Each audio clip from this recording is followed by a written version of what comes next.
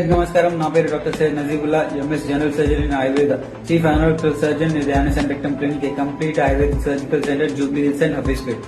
ఈ మధ్య కాలంలో చాలా మంది నన్ను కాల్ చేస్తున్నారు. ఏంటంటే 1 year బ్యాక్ నాకు సర్జరీ జరిగింది, అంత బాగానే ఉంది కానీ కొద్దిగా నొప్పి అవుతుంది.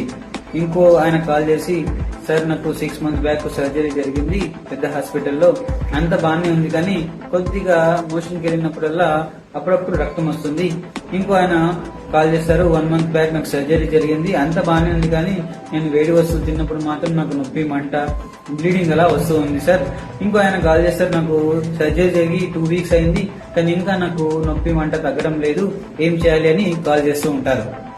వీళ్ళందరికీ ఒకటే విషయం చెప్తున్నాను, ఏంటంటే ఎలాంటి మలద్వారానికి సంబంధించిన వ్యాధి జరిగిన తర్వాత ఎలాంటి మీరు అనుకున్నట్టు చిన్న ఇబ్బంది ఉన్నా మీరు తప్పకుండా సర్జన్ దగ్గర కలిసి దానికి తగిన ఎగ్జామినేషన్ ప్రాపర్ గా చేయించుకుని దానికి సంపూర్ణంగా ట్రీట్మెంట్ తీసుకోవాలని కోరుతున్నాను.